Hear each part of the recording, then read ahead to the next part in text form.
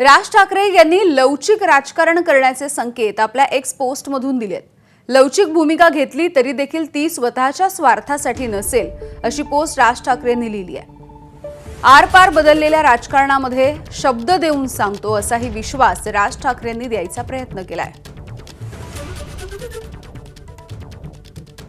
ठाकरेजींचं tweet मी बघितलं, अगदी छोटं ट्विट आहे आणि त्यांनी म्हटलेलं आहे की मी वैयक्तिक स्वार्थासाठी कुठलाही निर्णय घेतला नाही, घेणार नाही आणि त्यांनी नेहमी त्यांच्या वैयक्तिक फायदा काय होईल हे कधी पाहिलं नाही।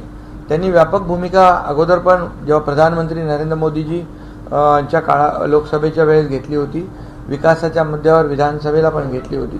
त्यामुळे ते डेव्हलपमेंटला महत्त्व देतात आणि पक्षाचे जे कार्यकर्ते आहेत त्यांच्या भावनांची कदर करतात। आता बाकी लोक काय करतात ते तुम्हाला माहिती आहे।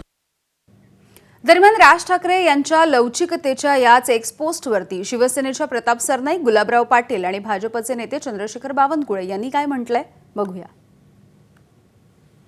उभाटानं मात्र फक्त मुंबई हे लक्ष केंद्रित केल्या कारणानं कदाचित मनसेचे नेते राज ठाकरे यांनी त्यांच्या स्थानिक नेतृत्वाला दिलेल्या सूचनेनुसार कल्याण डोंबिवली महापालिकेमध्ये आम्हाला पाठिंबा दिला असेल आणि आमच्या नेत्यांनीही सांगितलं की ज्या पद्धतीनं कल्याण डोंबिवलीला पाठिंबा दिला तशाच पद्धतीने मुंबई असो किंवा राज्यातील इतर महापालिका किंवा जिल्हा परिषदेमध्ये जर त्यांना पाठिंबा दिला तर काय असं वेगळं वाटायला नको।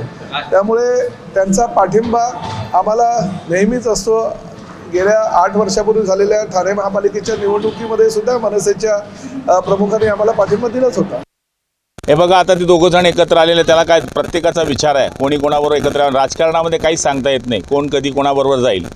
त्यामुळे भविष्यवाणी मी काही सांगू शकत नाही। आपण बघताय MIM आता कोणाबरोबर युती करते, अमुक पक्ष त्याच्यावर युती करतोय, टमुक पक्ष याच्यावर युती करतोय।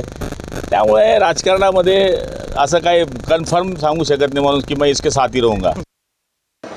ठीक आहे ना, चांगलंच आहे। महाराष्ट्राचे संस्कार संस्कृती अशीच आहे की सर्वांनी एकत्र येऊन राज्य पुढे नेलं पाहिजे, राज्याच्या विकासाकरता सर्वांनी एकत्र आलं पाहिजे, हेच या महाराष्ट्राला अभिप्रेत आहे। ABP माझा, उघडा डोळे बघा नीट।